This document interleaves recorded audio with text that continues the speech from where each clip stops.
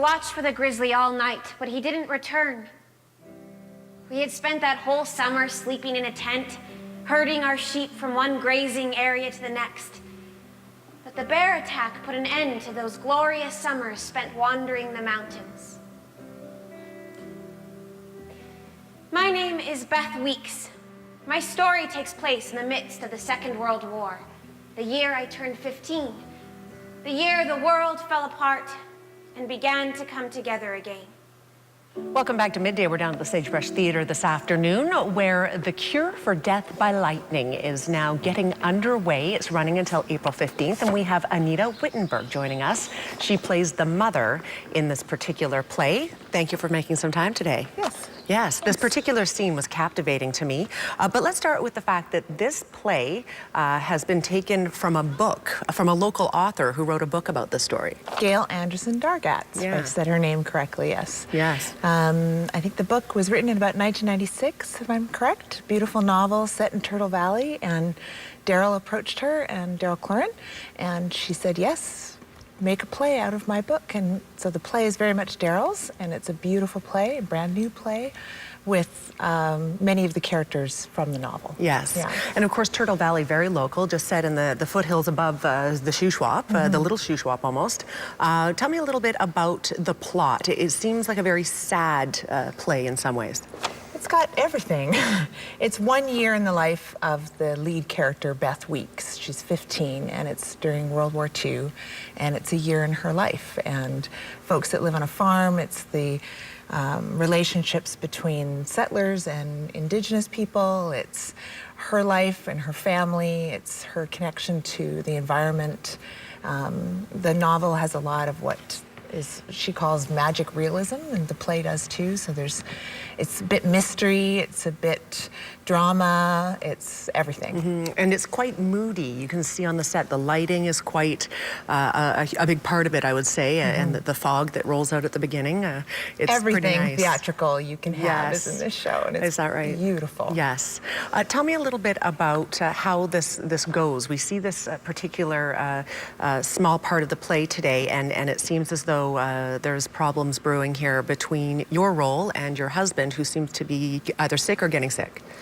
Yes, I don't want to give too much of the plot away until you come and see it, but there are events that occur that change the fabric of the family, and it's how Beth deals with the things that are unfolding in her family that are quite dramatic, and then with the people around her, the people that work on the farm, and how it all plays out.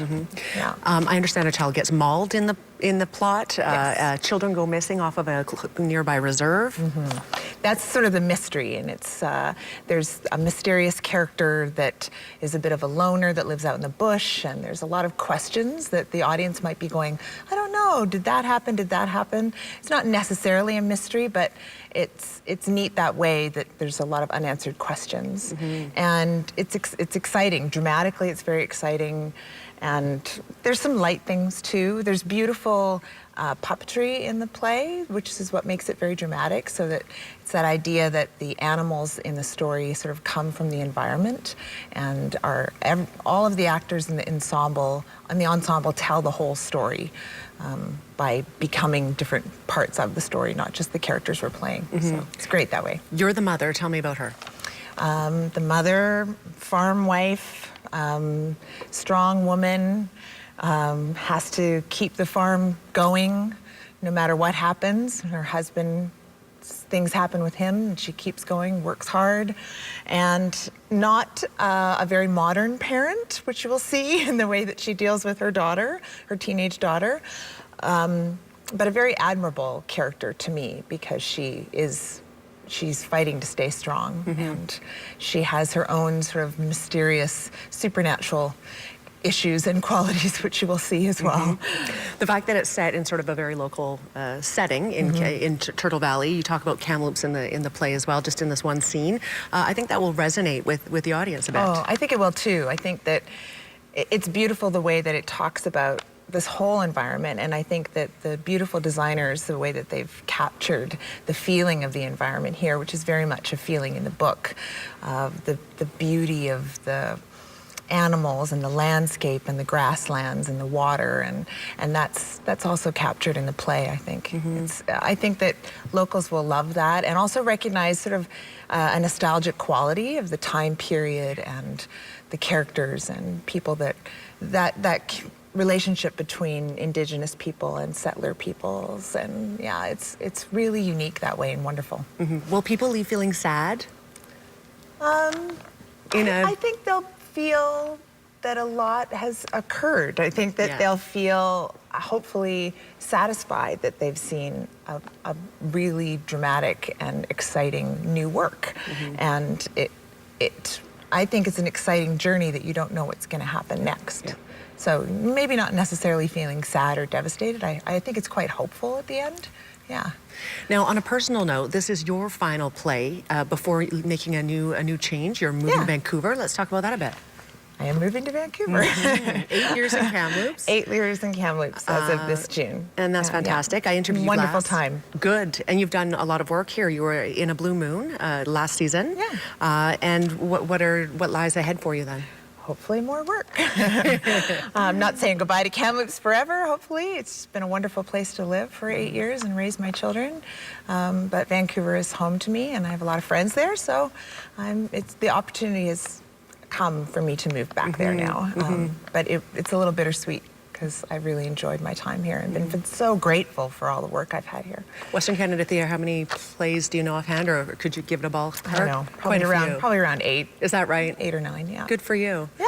I'm sure you will have much success in your new chapter. I hope so. Yeah. Anita, thank you for taking the time today. Thank you. Yeah. I hope everyone comes to see it. I know. I think that it's going to be a fantastic production. The Cure for Death by Lightning is running now through April 15th here at the Sagebrush Theatre. And of course, you can get your tickets, as always, at kamloopslive.ca. We're back after a quick break. Stay with us. You're home. How was Kamloops? Good day? Did you buy me anything?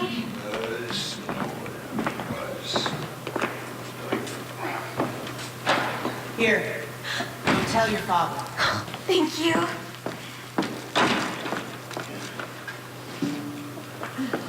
What did the doctor in town say about Dad?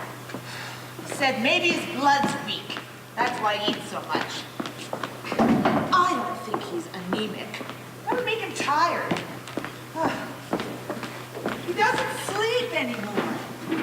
For all the food he eats, he doesn't gain weight. Did you say why Dad's grumpy all the time?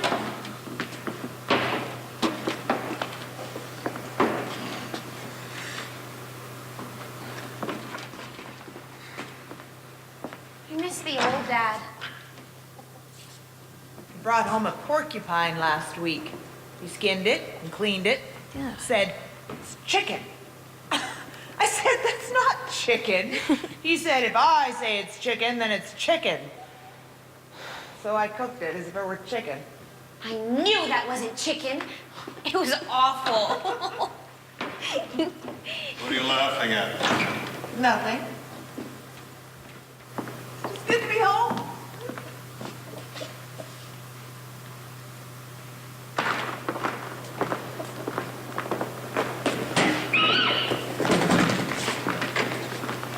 Start serving dinner. I'll wash up.